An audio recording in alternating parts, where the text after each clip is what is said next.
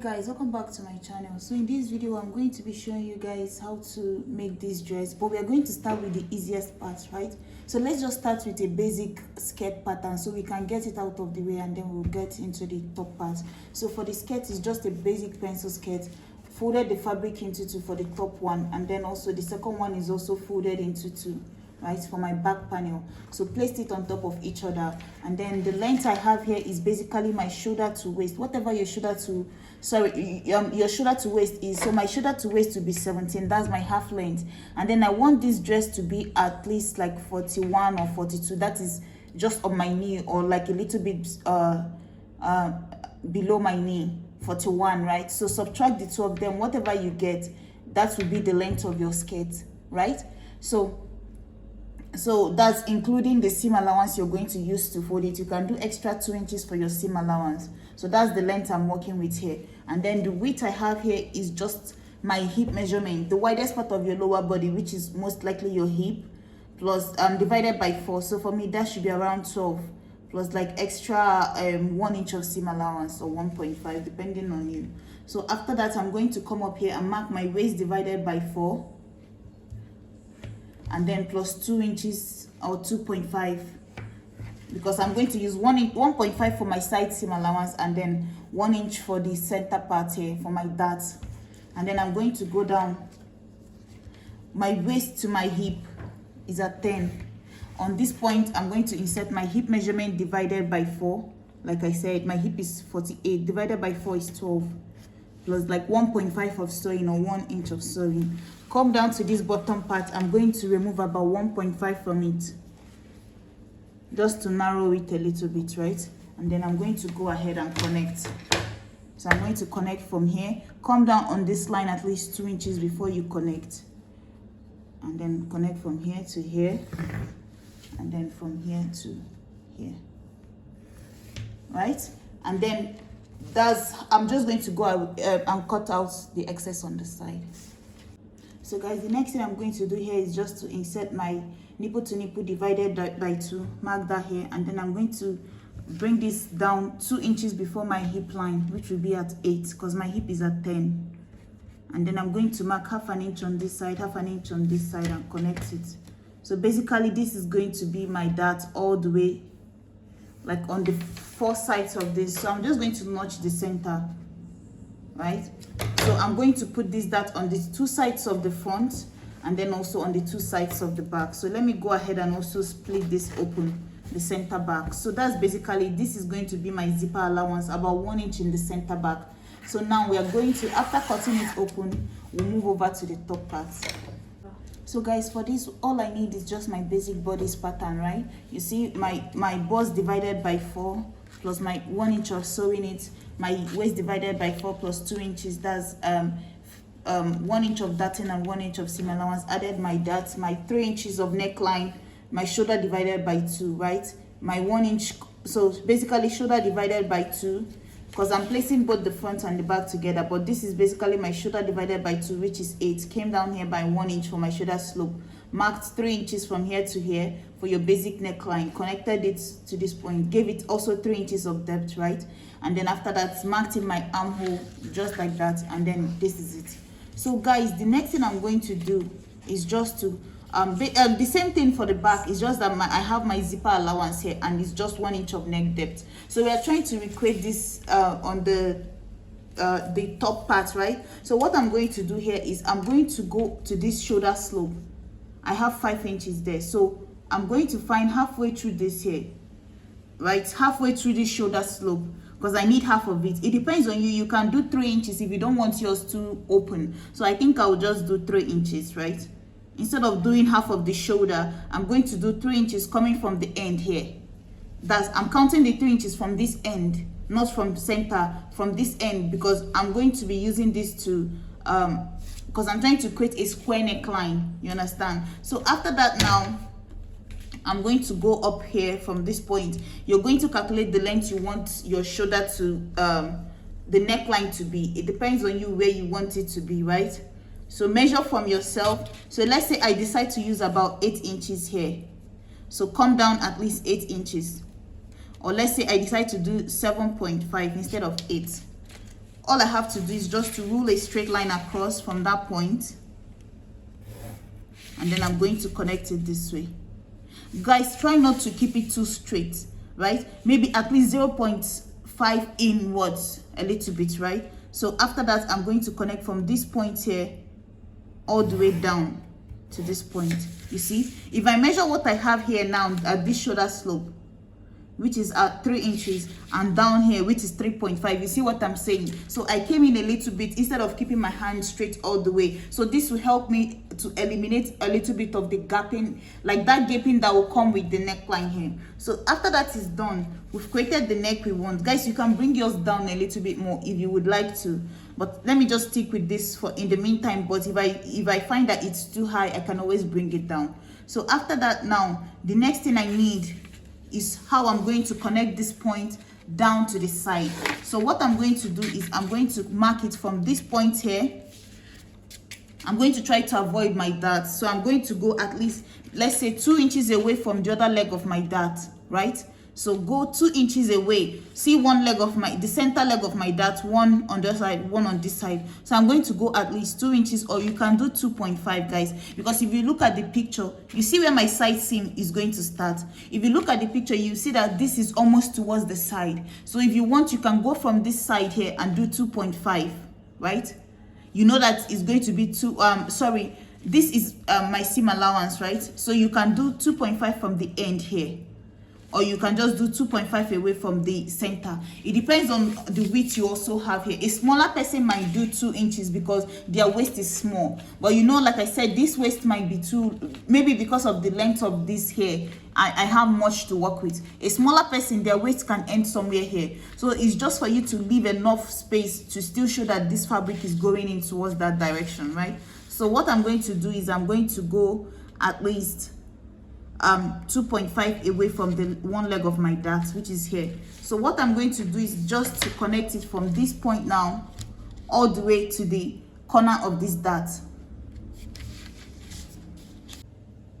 So guys, this is basically what I'm working with. So you see how I have it here. So I'm going to, it depends on you. You can cut the same for both the front and the back, or you can, if you want the back to come up a little bit, like the back neckline, I wouldn't advise to do the same neckline for the back and the front, right? For the back, you might want to bring it up a little bit and do maybe at least 5 inches for the neck depth. Don't take it down all the way like this. So at least you have some grip at the back, like, because if the back is also up to this point, it might not be enough to hold the shoulders together, right?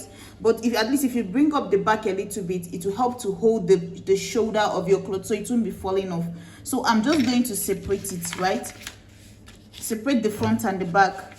Keep this one aside, and then also insert my dart here. That way I can also draw in the back separately.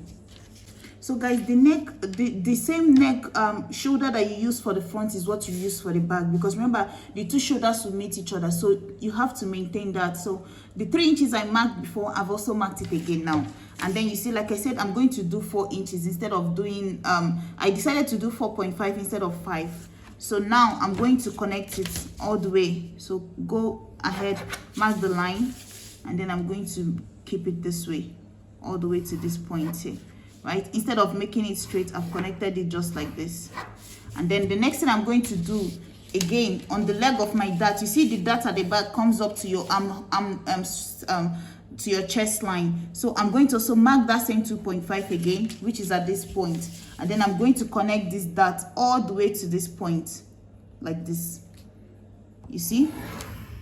So now, guys, especially at this point, you're going to try to blend it in as much as possible. So this is basically done. So now another thing I like to do, so when I mark this here, the shoulder to the waist plus 1 inch is what I did here. So this line you're seeing here is actually my shoulder to my waist, which is at 17 plus 1 inch. So it's 18 that I'm working with here. So I already have my seam allowance in here. So what I'm going to do, this here, I'm going to be cutting it off, but along with it, I'm also going to come up here by 1 inch from the end of this line up to this point. This is just to help my zip relax better. So I'm going to mark 1 inch in here, and then I'm going to blend it into towards the end of this line here where my seam allowance is.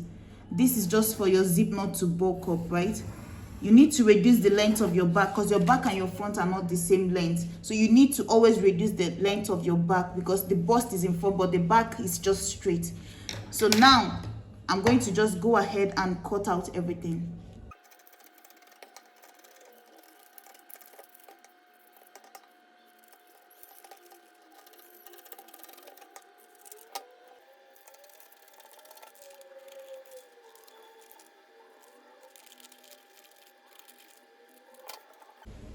So guys, this is it here. You see what it's looking like right now. So I'm also going to try to notch this here just so I know where this is supposed to stop, you understand? And then for the back, you see where it's what it looks like right now. So all I have to do now is just going to go ahead and draft this on my fabric. So guys, remember this is my center front, right? This center part here, you cut it on a fold. The piece for the center will be on a fold. So the only part of this cloth that will have this pattern that will have seam allowance is just the part where you separated it from the body. So where this part is going to meet this part is where you're going to leave ½ an inch of seam allowance. You see, I notched it here. So now I'm going to join these two together. I also added lining to it, right? So I'm going to join this together on this one here also. So you see, the same for the back. The only part with the seam allowance is where this part is going to join to this, which is here. It stops here, right? So I have ½ an inch all the way to the end just to join this part here to this part. And then it also has a lining. So I'm going to join the fabric separately and the lining separately before I combine everything together. So guys, you see what I was saying? You're going to join the 3 pieces of this here and then do the same for the lining. And then once you're done, you're just going to open it up and join it round like this all the way after joining the shoulder together. So now once I piece it together like this is what I have. You see? So this is the back panel and then this is the this is the back panel here.